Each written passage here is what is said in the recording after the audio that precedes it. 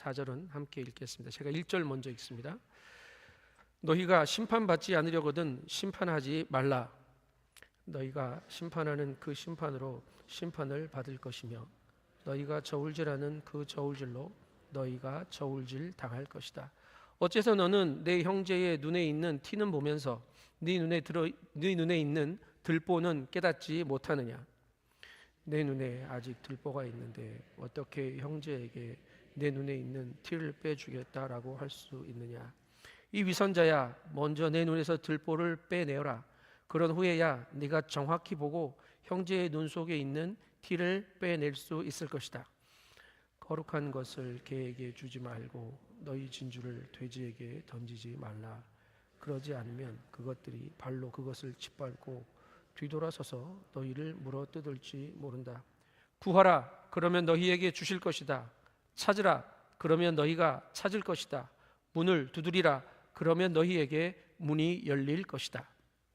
구하는 사람마다 받을 것이며 찾는 사람이 찾을 것이며 두드리는 사람에게 문이 열릴 것이다. 너희 가운데 자녀가 빵을 달라고 하는데 돌을 줄 사람이 있겠느냐? 자녀가 생선을 달라고 하는데 뱀을 주겠느냐? 너희가 악할지라도 자녀에게 좋은 것을 줄 아는데 하물며 하늘에 계신 너희 아버지께서 구하는 사람에게 좋은 것을 주시지 않겠느냐? 그러므로 모든 일에 너희가 대접받고 싶은 대로 늘 대접하여라. 이것이 바로 율법과 예언서에서 말하는 것이다. 좁은 문으로 들어가라. 멸망으로 인도하는 문은 크고 그 길은 넓어 그곳으로 들어가는 사람이 많다. 함께 읽습니다. 그러나 생명으로 인도하는 그곳을 찾는 사람이 적다. 아멘. 레오 톨스토이의 소설 사람은 무엇으로 사는가라는 이 소설의 단편 소설의 제목을 몇 번 이야기했던 기억이 납니다. 근데 오늘은 이 소설 안으로 좀 들어가 보려고 해요. 이 소설의 내용은 이렇습니다. 하나님의 명령을 어겨서 하늘에서 쫓겨나게 된 미카엘이라는 천사가 세 가지 숙제를 가지고 땅으로 쫓겨나게 되고요. 쫓겨나서 거하게 되는 게 구두장이 시몬의 집인데 이 집에서 6년간 살아가면서 이 숙제를 풀어내는 이야기가 이 소설의 내용입니다. 숙제를 하나씩 보면 이래요. 첫 번째 숙제는 이거였습니다. 사람의 마음속에 무엇이 있는가 이걸 알아오라는 거였어요. 하늘에서 쫓겨날 때 추운 겨울에 벌거벗겨진 채로 눈밭에 내동댕이 쳐진 채로 쫓겨나게 됐습니다. 그런데 길을 가던 이 구두장이 시몬의 부부가 미카엘을 집으로 받아들이고 먹여주고 몸을 녹여주고 입혀주면서 자기 집에서 기거할 수 있게 해줬죠. 그것을 보고 인간의 마음속에는 사랑이 있구나라는 첫 번째 답을 찾게 되었습니다. 두 번째 숙제는 이거였습니다. 사람에게 주어져 있지 않은 건 도대체 무엇이냐라는 질문이었어요. 구두장이로 그 집에서 도우면서 일을 하고 있는데 어느 날 한 부자가 거만한 태도로 찾아왔습니다. 그리고 이런 요구를 합니다. 1년 동안 신어도 닳지 않을 튼튼한 부츠 장화를 만들어서 내놓아. 내가 찾으러 올 때까지 이것을 반드시 만들어 놔야 해 하고 아주 거만한 태도로 이 미카엘에게 요구를 하고 떠난 겁니다. 근데 미카엘이 그 사람 뒤에 있는 죽음의 천사를 보았습니다. 그리고 이 거만했던 부자는 그 집을 나가서 집으로 돌아가는 길에 죽고 말았죠. 그 사람에게 필요한 건 1년간 헤어지지 않을 부츠가 아니라 장례식 수의에 같이 신을 슬리퍼가 필요했던 거죠. 인간은 당장 몇 시간 뒤의 일도 알지 못하는구나. 그래서 사람에게 주어져 있지 않은 것은 자신에게 진짜 필요한 것이 무엇인지를 아는 능력이 그들에겐 주어져 있지 않구나 라는 두 번째 답을 얻게 됩니다. 이 세 번째 숙제는 이거였습니다. 그러면 사람은 무엇으로 사느냐라는 질문이었어요. 그 답을 찾기 위해서 오랜 시간 살아가는데 어느 날 이 미카엘에게 그런 사람 쌍둥이 자매가 눈에 띄었습니다. 근데 알고 봤더니 이 자매들이 어떤 아이들이냐면 자기가 오래전에 쌍둥이를 낳고 살고 있는 한 여인의 영혼을 데려갔던 적이 있는, 그래서 이 아이들이 어떻게 살지? 이걸 걱정했던 그 아이들이 이 미카엘의 눈에 띈 거예요. 어떻게 살고 있나 가만히 보았더니 이렇습니다. 그 옆집 아주머니가 이 쌍둥이 자녀를 엄마가 돌아가시니까 자기 친자식처럼 사랑하며 돌보며 살고 있더라는 거죠.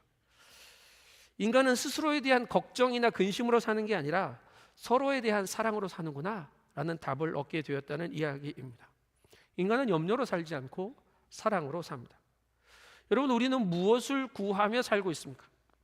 하나님은 우리에게 무엇이 필요하다고 생각하실 것 같습니까? 우리가 필요하다고 느끼는 것과 우리에게 진짜 필요한 것의 차이는 혹시 없습니까? 이것을 생각하게 하는 소설입니다. 오늘 우리가 있는 설교의 본문은 그 유명한 구하라, 찾으라, 두드리라 라는 말씀이 기록되어 있는 구절입니다. 이 말씀은 우리에게 기도를 어떻게 해야 하는지, 어떻게 간절히 찾고 구하고 두드려야 하는지를 알려주시는 말씀이라고 이해하고 있죠. 맞습니다. 그런데 마태복음 6장부터 한번 기억을 해보시죠. 주님이 가르쳐 주신 우리의 기도, 이 기도가 기도문으로 끝나지 않고 기도의 삶으로 이어지는 이야기를 지속하고자 하나님은 기도문 뒤에 계속 기도하는 사람의 삶의 이야기들을 예수님을 통해 말씀하고 계시는 것 같아요. 주기도문 끝나고 나서 나타난 이야기가 나 용서해 주십시오라고 기도한 게 아니고 용서하는 삶을 살아라라는 거라고 이야기했죠. 그리고 이 기도의 태도는 은밀하게 그리고 간절하게 하나님께 드리는 기도여야 한다라고 이야기했습니다. 지난주 말씀의 묵상을 기억하십니까? 두 주인을 섬길 수 없어 재물의 문제, 돈의 문제가 우리 앞에 하나님을 가릴 수 없음을 이야기했고, 재물과 돈에 대해 염려하지 말아라 라는 염려하지 않는 삶에 대해서도 이야기했죠. 여러분, 이게 다 기도와 연결되어 있습니다. 우리의 기도가 어떤 모습으로 무엇을 구해야 할지를 이야기하고 있는 거라고요. 그래서 마태복음 6장은 먼저 그의 나라와 그의 의를 구하라 라는 말씀으로 끝맺게 되어져요. 근데 7장으로 넘어오면서도 계속 기도의 이야기를 하는 이유는 뭐냐면, 이 말씀을 조금 줌아웃해서 나무를 보지 말고 한번 숲을 봐보자고요. 6장 7장에 예수님이 우리에게 진짜 하고 싶으셨던 말씀이 뭔지 한 절 한 절 끊어서 보는 것 말고 전체를 한번 보자는 말입니다. 신앙생활은요, 기도생활입니다. 기도 없이는 신앙생활을 유지할 수 없습니다. 이렇게 기도하고 끝나는 게 아니라 그 기도를 가지고 살아내고 그 기도를 또 구하며 하나님 앞에 서는 삶, 이게 신앙생활이에요. 기도 없이 신앙생활 하는 척 할 수는 있습니다. 그런데 기억해야 해요. 신앙은 기도로 사는, 그리고 기도를 사는 삶의 이야기라는 사실을. 오늘 마태복음 7장의 본문은 그 기도하는 기도자가 비판하는 사람, 심판하는 사람이 되지 말라고 이야기하십니다. 그리고 구하고 찾고 두드리는 그 기도의 실제적인 방법에 대해서도 가르쳐 주시죠. 이게 무슨 의미가 있는지 이야기하시는 겁니다. 근데 단순히 기도의 방법만 가르쳐 주신 게 아니고 하나님의 마음이, 우리의 기도를 듣는 하나님의 마음이 어떠하신지, 그래서 이 기도를 듣고 하나님이 무엇을 우리에게 주실지, 하나님 아버지는 좋은 것을 주신다라고 이야기하는 결론까지 다다릅니다. 그런데 좋은 것 받고 끝나는 이야기가 아니고 기도하여 좋은 것 받은 사람이 어떻게 살아가야 하는지, 삶의 태도에 대해서도, 이 삶의 태도로 어떻게 인간관계를 맺고 살아야 되는지에 대해서도 말씀하시고요. 이 기도로 사는 우리가 앞으로 살아가게 될 길이 좁은 문이고 좁은 길을 걷게 될 것이라고 이야기하십니다. 좋은 것을 받았는데, 좋은 것을 주시는데 그것을 받아 들어가는 문은 좁다? 좋은 것을 받아서 걸어가게 되는 길은 좁은 길이다? 물음표가 계속 찍힙니다. 좋은 것 받은 것까지는 좋은데 좁은 문, 좁은 길이 그다지 즐겁지만은 않습니다. 오늘 말씀을 한 절 한 절 묵상하면서 이 물음표를 좀 떼기를 원합니다. 그리고 좋고 좁은 길을 주님과 동행함으로 우리의 물음표가 주님이 주시는 감격의 느낌표로 바뀌어지는 시간 되기를 소망합니다. 오늘 1절과 2절의 본문을 함께 읽으며 본문 속으로 들어가겠습니다. 1절, 2절 같이 읽습니다. 시작. 너희가 심판받지 않으려거든 심판하지 말라. 너희가 심판하는 그 심판으로 심판을 받을 것이며 너희가 저울질하는 그 저울질로 너희가 저울질 당할 것이다. 심판하지 말라라는 말이 너무 강하게 기록되어져 있어서 목사님 제가 좀 교만하긴 해도 누구를 심판하리만큼 그렇게 막된 사람은 아닙니다. 뭐 이렇게 생각하고 그냥 넘어가면 좋은 말씀일 것 같은데 아니에요. 이 말씀이 개역개정 원문에는 심판이라는 말보다 비판하지 말아라, 판단하지 말아라 라는 의미로 쓰여져 있습니다. 우리는 쉽게 판단합니다. 우리는 쉽게 비판하죠. 그 심판의 기준으로 너도 동일하게 심판받을 거고 그 저울 위에 너도 동일하게 올라가서 저울질 당할 거다라고 이야기하세요. 뒤에 이어지는 말씀은 너무 유명해서 우리가 설명 안 해도 잘 알죠. 야, 네 눈에 들보가 있는데, 큰 들보가 네 눈을 가득 채우고 있는데 왜 남의 눈에 티를 빼려고 하냐? 이 위선자야. 예수님이 그렇게 말씀하고 계십니다. 우리가 비판과 심판을 하는 것은 자격 없는 자가 행하는 일입니다. 근데 왜 세상은, 왜 우리는 그 자격 없는 자가 행하는 비판을 심판자의 자리에서 내려오는 것을 그렇게 못할까요? 첫째는 내가 의롭다는 착각을 하며 살고 있기 때문입니다. 우리의 믿음을 보고 하나님이 우리를 의롭다고 해주신 건 맞습니다. 그런데 예수님이, 하나님이 우리를 의롭다고 해주셨다고 해서 우리가 본질적으로 의로운 자가 되었거나 남을 심판할 수 있는 그 자리에 올라선 자는 아니라는 것을 기억해야 합니다. 그런 의로움이 우리에게 주어지지 않았습니다. 그건 선악과를 또 따먹는 일이에요. 로마서 8장은 이렇게 이야기하죠. 의인은 없나니 하나도 없다. 우리 의인 아닙니다. 우리는 모두 죄인이라서 하나님의 영광에 이르지 못한다고 기록하고 있습니다. 이것을 인식하지 못하기 때문에 착각하는 겁니다. 착각으로만 끝나면 좋은데 내가 의롭지 못한다는 사실을 인정하지 못하면 우리의 신앙이 자라질 않습니다. 스스로 의롭다고 인정하는 사람은요, 기도할 때 하나님은 나를 불쌍히 여겨주십시오 이런 기도 못합니다. 안 합니다. 하나님의 긍휼이 필요 없는 인생이 진짜 불쌍한 인생입니다. 나는 변화하지 않고 남을 변화시키려고 하죠. 바리새인들의 기도를 기억하십니까? 하나님, 내가 저 세리와 같지 않음을 용서해 주십시오. 감사합니다 라고 기도해요. 용서받아야 할 기도죠. 내가 저 세리와 같지 않음이 감사합니다. 이게 무슨 기도입니까? 이게 어떻게 기도가 될 수 있습니까? 자랑이고 교만이죠. 세리에 대한 판단이고 정죄일 뿐이죠. 나를 자랑하는 것, 나를 보호하고 나를 변론하는 그 일에 매몰되어져 있는 신앙은요, 변화하지 않습니다. 변화하지 않는다는 말은 성장하지 않는다는 말입니다. 성장은 변하는 거잖아요. 자기 의가 우상이 되어서 하나님을 가리고 내가 죄인임을 인정하지 않으니 하나님 앞에 엎드리지 않습니다. 그래서 하나님과 깊은 교제 속으로 들어갈 수 없습니다. 하나님과의 사귐은 엎드릴 때 시작됩니다. 자기 객관화라는 말을 많이 듣습니다. 요즘은 메타인지라는 말로 세상이 많이 표현하는데, 이런 메타라는 말은 헬라어로 초월이라는 말입니다. 초월해서 인지하는 거예요. 자기 자신을 여기서 그냥 복닥복닥 보는 게 아니라 좀 멀리 떨어져서 객관해서 봐라 라는 말인데요, 그리스도인에게 메타인지는 뭐겠습니까? 세상의 시선으로 보는 게 아니고 초월하신 하나님의 시선으로 나의 삶을, 나를 볼 수 있는 것, 이게 메타인지겠죠. 근데 메타인지는 인식하는 것으로 끝나는 게 아니고요, 조정하는 능력까지를 메타인지라고 말합니다. 자신의 능력과 한계를 객관화하는 지식에 멈추어서 변하지 않는다면 이건 메타인지가 없는 사람이에요. 수정해야 해요. 기독교인은 하나님의 말씀으로 나를 비춰 나를 확인하고 그 말씀과 뜻대로 행동할 수 있도록 내 삶을 자꾸 크릭을 수정하는 거예요. 이렇게 살아가면 주님 뜻대로 사는 거겠지라고 생각하며 사는데 아니에요. 주님 여기 계시는 거예요. 그러면 자꾸 바꿔야 돼요. 고쳐야 돼요. 나의 삶의 방향을 수정해야 한다고. 대충 맞으니까 시작은 같을지 모르는데 엉뚱한데 가 있게 되는 겁니다. 내가 불완전한 존재임을 인정해야 합니다. 내가 죄인임을 고백할 수 있어야 합니다. 그리고 날마다 하나님께로 돌아가는 수정이, 조정이, 그 과정이 내 안에 있어야 해요. 그래야 비로소 바로 보고 온전히 살아가는 하나님의 백성의 삶을 살 수 있습니다. 여러분, 기도는 우상을 내려놓고 내가 심판자의 자리에서 내려와서 나의 모든 교만을 내려놓고 하나님께로 나아가는 길이 기도입니다. 그래서 기도는, 예배는 엎드려 하는 겁니다.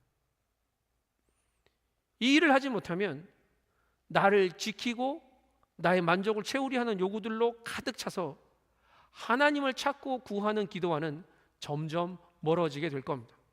자, 이제 우리의 삶의 태도를 점검했으니 7절 8절 말씀으로 들어가 보겠습니다. 7절 8절 읽겠습니다. 시작. 구하라, 그러면 너희에게 주실 것이다. 찾으라, 문을 두드리라, 그러면 구하는 사람마다 받을 것이며 찾는 사람이 찾을 것이며 두드리는 사람에게 문이 열릴 것이다.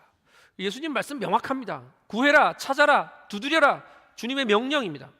하나님은 기도를 통해서 우리와 소통하기도 원하시지만 우리의 필요를 채워주시기를 원하시는 분이시기도 합니다. 여러분, 이제 이 말씀을 우리의 기도의 자리에 한번 적용해 보자고요. 익히 아는 기도의 방법입니다. 구하는 것, 찾는 것, 두드리는 것. 그런데 구하고 찾고 두드리는 이 기도가 게을러져 버린 이유는 뭡니까? 응답이 없어서 지쳐버렸기 때문입니까? 아니면 이 기도에 별로 효과를 못 봐서 그렇게 기도해도 삶에 별로 달라지는 게 없더라 라고 해서 멈춰 버리신 겁니까? 아니면 하나님 다 알고 계시니 이런 기도 말고 듣는 기도만 해도 된다는 우리 안에 교만 때문입니까?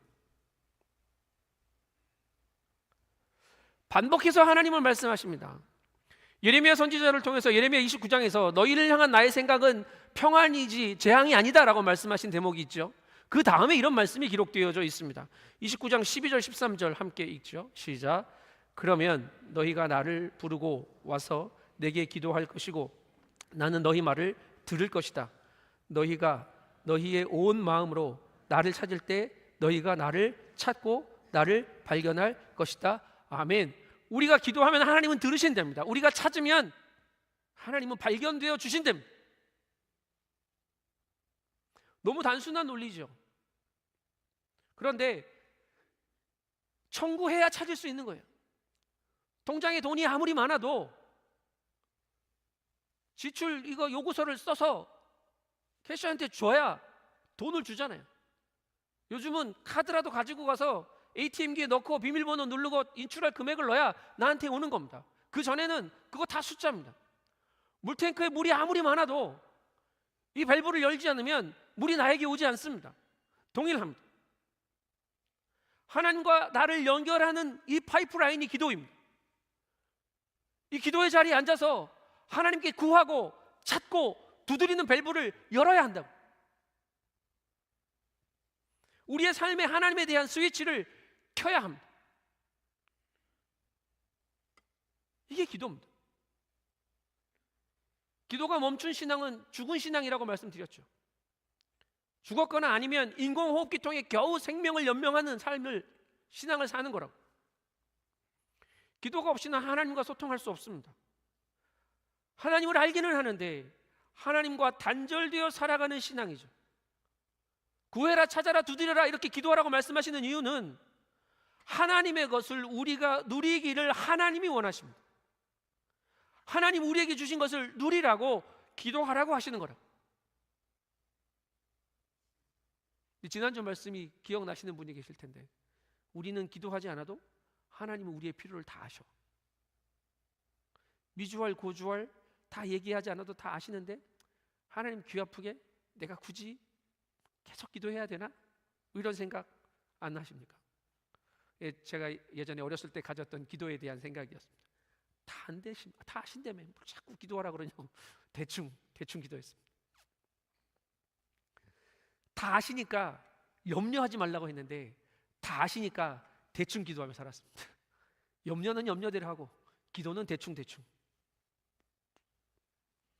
그렇게 살면 무슨 일이 일어나냐면요, 기도하지 않고 되어지는 일이 다 내가 잘나서 된 일인 줄 착각합니다. 교만으로 귀결되어집니다.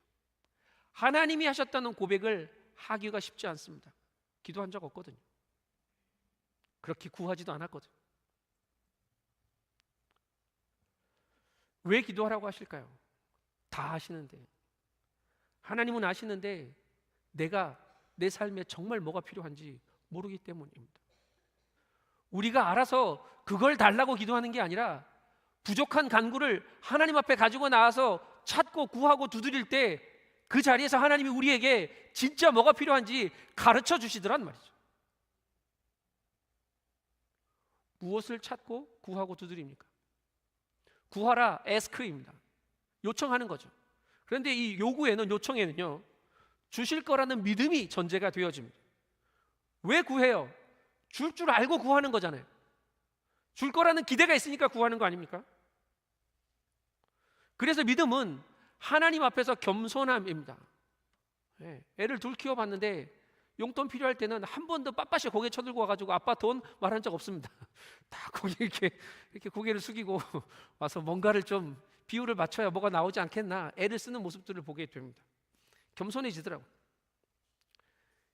기도는요, 내가 아니라 당신이 할 수 있다는 사실을 인정하는 행동입니다. 구하는 기도하지 말고 듣는 기도를 하라는 말을 들었을지도 모르겠습니다. 저도 그런 설교를 한 적이 있습니다. 그런데 이것은 너무 세속적인 구함의 기도에만 머물러 있는 우리의 기도의 균형을 맞추기 위한 가르침이었을 뿐입니다. 기도 자체가 기복신앙처럼 여겨져서 우리의 기도를 스스로 제한할 필요는 없다고요. 하나님이 다 알아서 주실 거 주고 안 주실 거 안 주세요. 그래서 이 기도의 자세에서 우리에게 필요한 게 뭐냐면 우리의 믿음의 자세를 바로 하는 게 필요한 거예요. 믿음만 바로 되어 있으면 얼마든지 구하는 기도를 해도 상관없습니다. 구하는 기도가 잘못된 것이 아니라 무엇을 구하는지에 대한 분별이 없다는 게 문제예요. 내 욕심을 채우기 위해 하나님의 손을 구하는 기도가 아니라 삶의 모든 영역에서 하나님의 도우심을, 하나님의 얼굴을, 그분의 임재를 구하는 기도를 드리면 되는 겁니다. 두 번째는 찾는 거죠. seek입니다.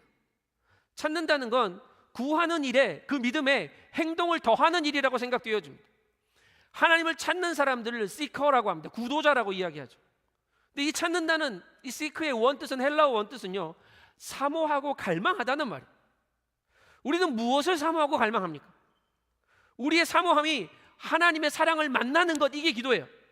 수많은 기도의 제목과 구함의 간구들, 그리고 주를 찾아내서는 발걸음들이 십자가에서 우리를 용납하시고 사랑하셔서 나를 품어주시고 구원하시는 하나님의 사랑을 만날 때 비로소 응답되어집니다.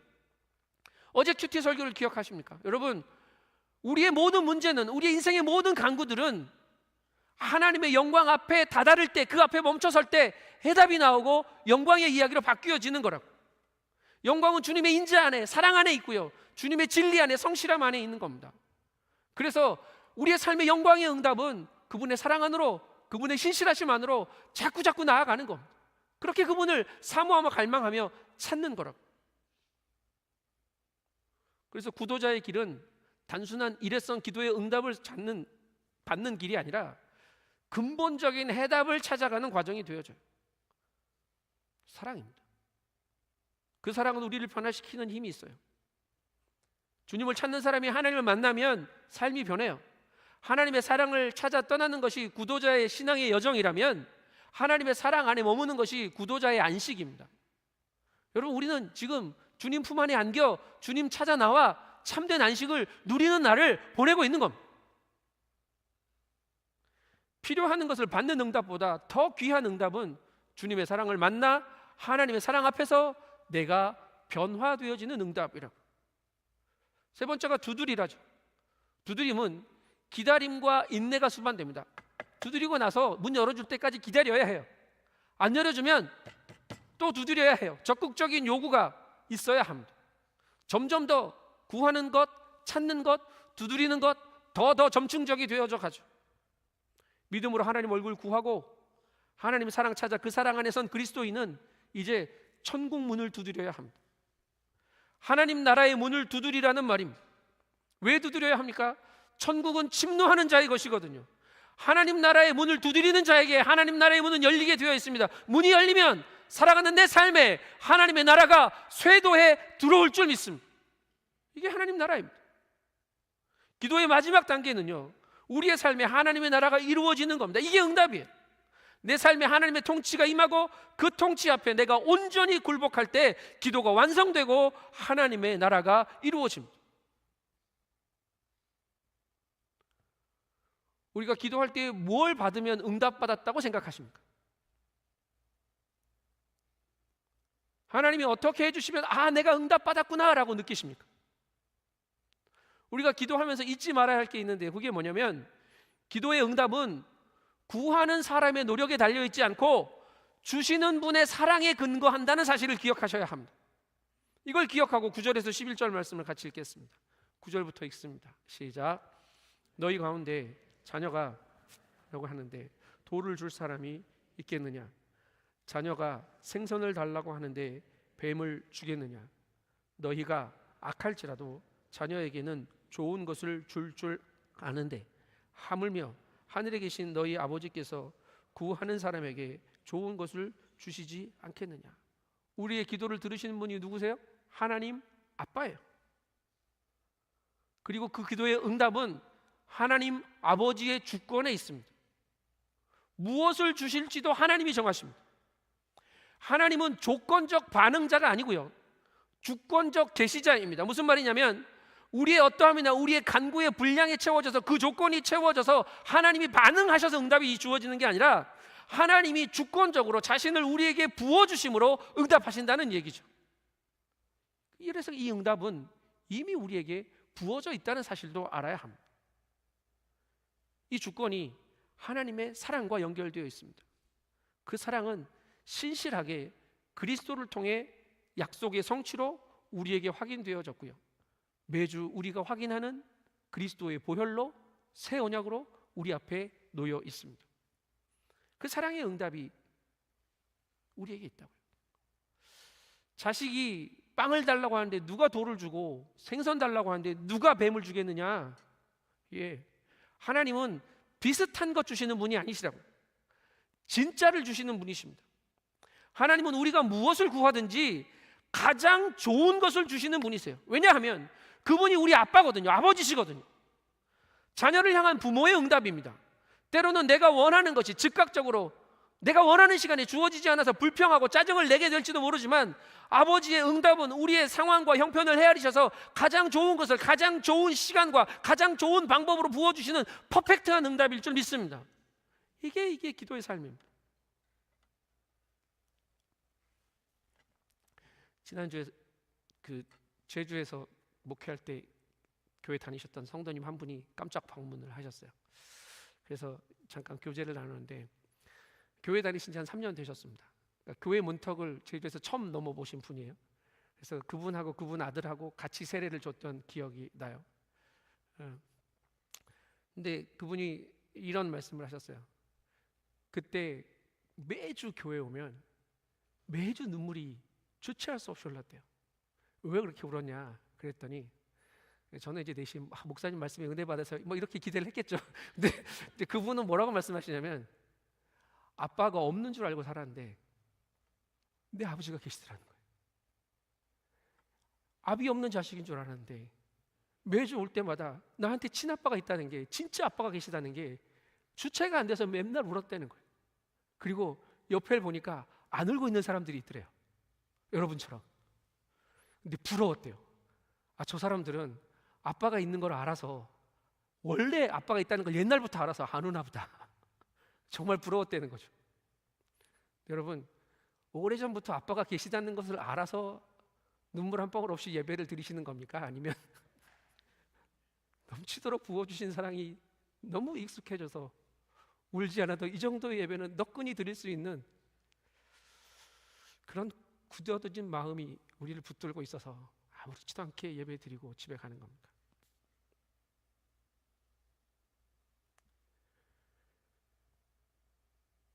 여러분, 하나님이 오늘 내 기도에 응답하지 않으셨나? 하셨나?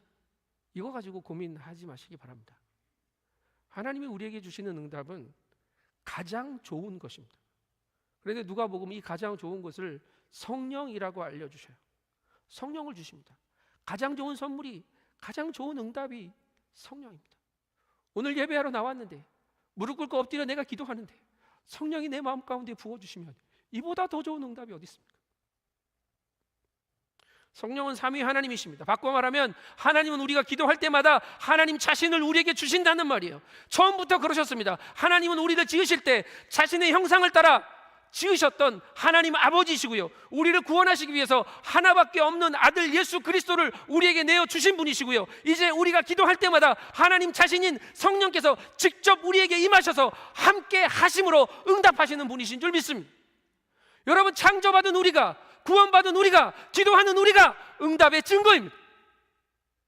무슨 응답이 필요합니까? 이보다 더 놀랍고 완벽한 응답은 없습니다. 기도할 때 성령이 임하세요. 오순절 마가의 다락방에 120명의 성도들이 모여 기도할 때 성령이 임하셨던 것처럼 기도의 순간에, 아니 내가 골방에서 나의 침대에서 무릎 꿇고 기도할 때 그 자리에 성령이 임하시는 것처럼 그때 응답도 함께 임하고 그분의 주권도, 그분의 사랑도, 그분의 놀라운 은혜도 함께 임하는 줄 믿습니다.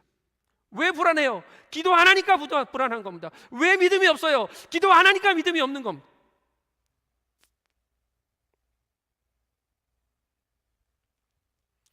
오늘 우리의 삶의 자리에 믿음으로 하나님의 얼굴을 구하고 주의 사랑을 간절히 찾으며 하나님의 통치가 우리의 삶에 이루어지기를 두드리는 모든 사람들에게 직접 임하시는 하나님을 만나는 응답이 있기를 축복합니다. 로마서 8장 32절의 말씀을 읽어보겠습니다. 같이 읽습니다. 시작. 자기 아들을 아끼지 않으시고 우리 모두를 위해 내어주신 분께서 어떻게 아들과 함께 모든 것을 우리에게 주시지 않으시겠습니까? 아멘. 아멘입니다. 자, 좋은 것을 주시는 걸 알았으니 다음으로 넘어가 봅시다. 예수님이 산 위에서 하시는 설교는 파격입니다. 우리의 기대를 뛰어넘고 우리의 기대를 쪼갭니다. 분명히 당신 누군가에게는 인기 없는 설교였을 겁니다. 구하고 찾고 두드려 들어가고 끝나면 좋겠는데 하나님은 그 기도를 통해 좋은 것을 받은 사람들이 살아가야 할 모습에 대해서 명확하게 얘기하십니다. 12절 말씀 같이 읽겠습니다. 12절입니다. 시작. 그러므로 모든 일에 너희가 대접받고 싶은 대로 남을 대접하여라. 이것이 바로 율법과 예언서에서 말하는 것이다. 여러분, 이거 그냥 문자 그대로 이해하지 마세요. 너 대접받고 싶은 대로 대접해. 너 받고 싶어? 그만큼 줘야지. 받았어? 그만큼 돌려줘야지. 이거 뭐 저울에 올려놓고 주고받는 거 계산하라는 이야기가 아니에요. 우리는 항상 받은 만큼 주고 싶어하고 준 만큼 받기를 원하죠. 그런데 이 말씀은 뭐냐면 전부를 내어주신 하나님께 받은 것처럼 자신을 내어주신 사랑을 받은 너희도 사랑으로 전부를 내어주고 섬기는 삶을 살아야 한다는 말씀을 이렇게 하고 계신 거예요. 내가 너희에게 전부를 줬잖아. 너도 전부를 내어주며 살아야지, 이 말씀이에요. 그래서 이 말씀이 황금률이 되는 거예요. 세상이 이야기하는 것과 한 줄도 다르지 않은데 이 말씀이 황금률이 되는 이유는 주님이 먼저 우리에게 주셨기 때문이라고요. 율법이요 선지자라는 말은 뭐냐면 성경의 전체를 요약한 것이다 라는 말씀입니다. 너 대접받고 싶은 만큼 남 대접해라. 이게 무슨 성경의 요약이에요? 성경의 요약은 이거예요. 내가 전부를 주었지 않느냐, 내가 사랑해서 나를 주었지 않느냐, 너도 그 사랑으로 너를 내어주고 살아라라는 말입니다.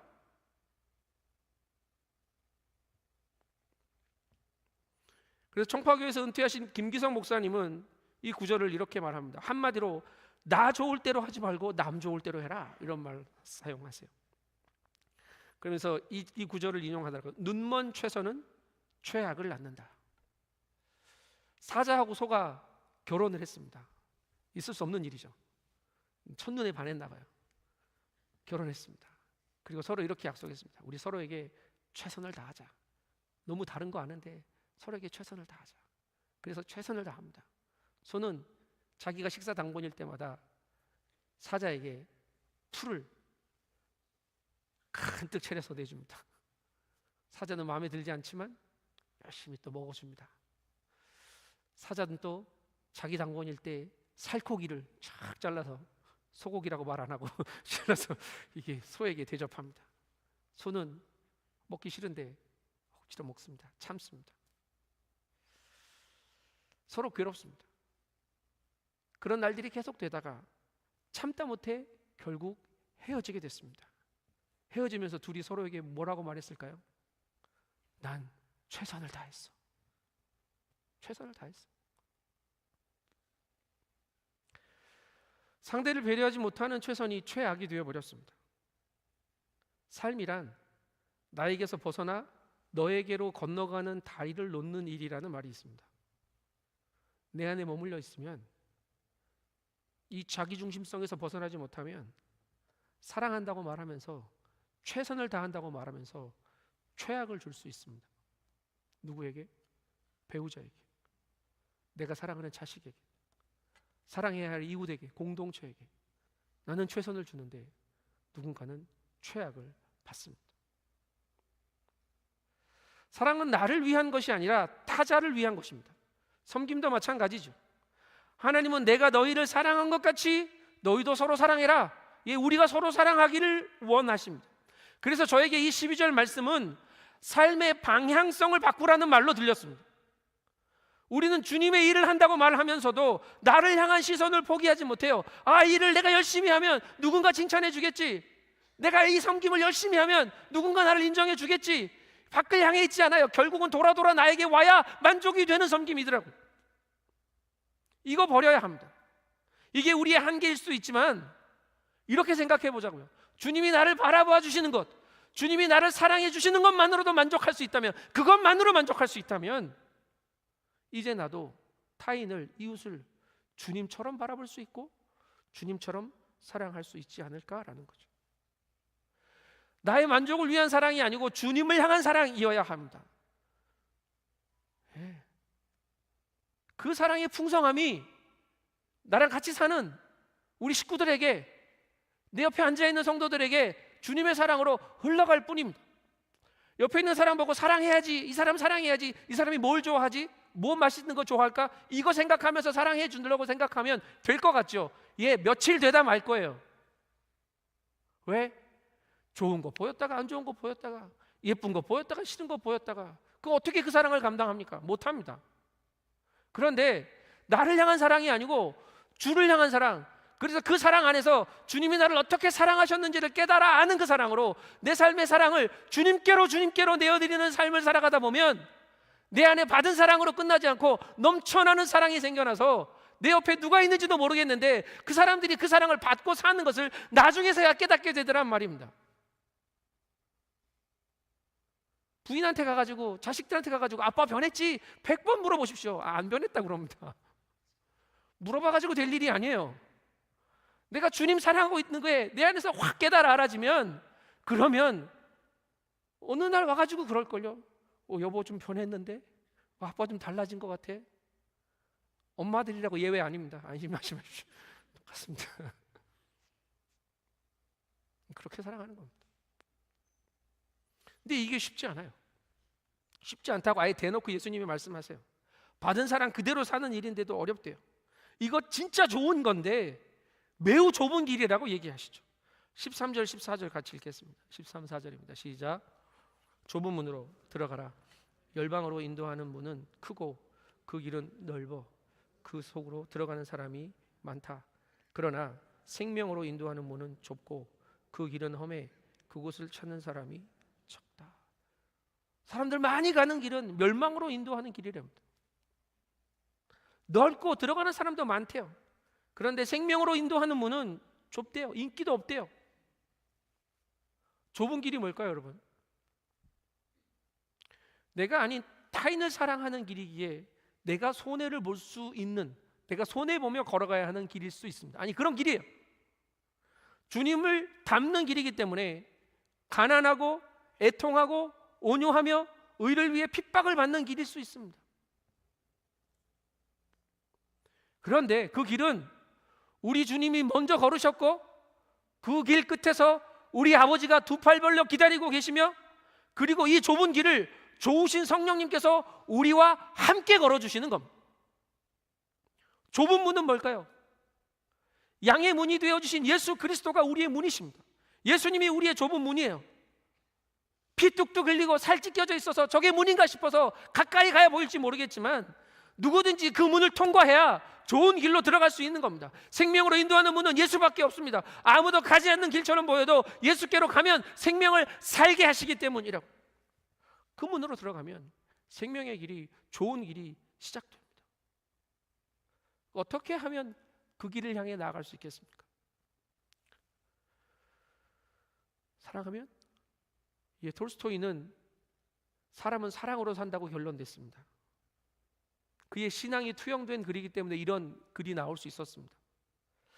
소설 속의 미카엘은 인간에게 무엇이 필요한지, 그게 무엇인지 몰라서, 무엇로 사는지 몰라서 숙제를 받아서 이 땅에 왔다면, 우리를 사랑하신 주님은 그 답을, 그 사랑을 주시려고, 우리 속에 그 사랑을 가득 채워주시려고 직접 사랑으로 우리에게 오신 분이십니다.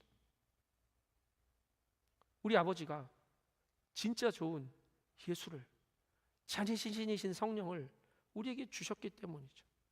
아들을 주시고 또 성령을 주셨습니다.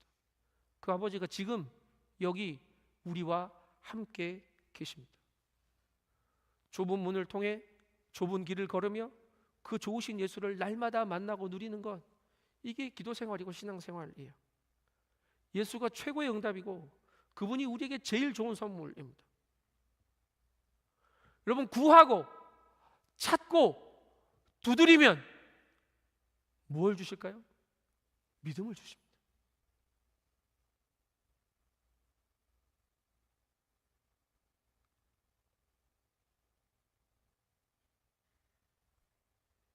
믿음이 없어서 기도하지 못하는 게 아니라 기도하지 않아서 믿음이 없는 겁니다. 구하고 찾고 두드려 기도하면 이 믿음으로 주님의 얼굴을 보게 하십니다. 예수를 주신다고요. 불안, 근심, 염려 대신 믿음으로 살게 하시고요. 내 힘, 내 욕심, 내 방법 대신 예수의 사랑으로 살게 해주십니다. 사랑하는 밴쿠버 온누리 성도 여러분, 여전히 산적한 기도의 제목들이 있을 겁니다. 그 기도 제목들 보면 인생에 참 염려가 많구나 생각될지도 모릅니다. 그래도 기도 제목 늘 가지고 기도하는 것 같은데 응답이 더디어 여전히 안개 속에 갇혀 있는 것처럼 답답하게 느껴지실지 모르겠습니다. 그런데 여러분, 하나님 아버지는 죽게 엎드린 우리에게 이미 가장 사랑하는 아들 예수를 선물로 가장 좋은 성령을 응답으로 주셨습니다. 기도해 보십시오. 이제 내가 원하는 답 이전에 하나님이 내게 오셔서 성령으로 나를 붙드시고 내 기도를 주장하시고 말할 수 없는 탄식으로 나를 위해 간구하시며 내 마음이 하나님께 드려지고 하나님의 마음이 내 안에 부어져 내 염려로, 내 근심으로, 내 노력으로, 내 방법으로 사는 인생이 아니라 나를 살리시는 그 놀라운 응답으로, 그 성령의 동행하심으로 살게 하실 줄 믿습니다. 여러분, 마태복음 6장 7장은 계속 한 주제입니다. 기도합시다. 기도합시다. 기도하면 믿음 주시고, 기도하면 예수 주시고, 기도하면 성령 주셔서 구하고 찾고 두드리는 우리의 삶 혼자 두지 않으시고 좋으신 성령님과 함께 비록 좁은 길을 걸어간다 할지라도 믿음으로 밤낮 아침 저녁으로 기뻐 찬송하며 살아가는 승리를 살게 하실 줄 믿습니다. 여러분, 다음 주에 만났을 때 기도했더니 이 찬송 주시더라고 간증하며 서로 인사하는 복된 밴쿠버 온누리 가족들 되시기를 주님의 이름으로 축복합니다. 기도하겠습니다. 하나님 감사합니다. 죄 많고 허물 많은 우리를 용납하시고 주님의 사랑으로 품으셔서 기도하며 찬송하며 예배하며 살 수 있는 은혜 주시니 감사합니다. 엎드려 기도하는 자리자리들마다 믿음에 믿음 더하여 주시고 주님의 얼굴을 보게 하시고 성령과 동행하게 하셔서 주님 뜻대로 살아가는 응답이 찬송으로 예배로 감격으로 넘쳐나는 신앙 살게 역사하여 주시옵소서. 감사를 드리며 존귀하신 예수님의 이름으로 기도합니다. 아멘. 불편하지 않으신 분들은 다 자리에서 일어나셔서 함께 결단하며 찬송합시다. 주님 약속이, 아니 예수님이 우리의 길 되시고 진리 되시고 생명 되어 주십니다. 그 길 성령과 함께 걸으면 그게 응답이고 그게 승리입니다. 예. 내가 원하는 시간에 답이 탁탁 안 들어올지 모르지만 성령은 우리와 매 순간 함께 하십니다. 그분이 나와의 걸음에 함께 하실 때 저 여러분의 모든 인생길이 응답의 길이 될 줄로 믿습니다. 함께 결단하며 찬양하겠습니다.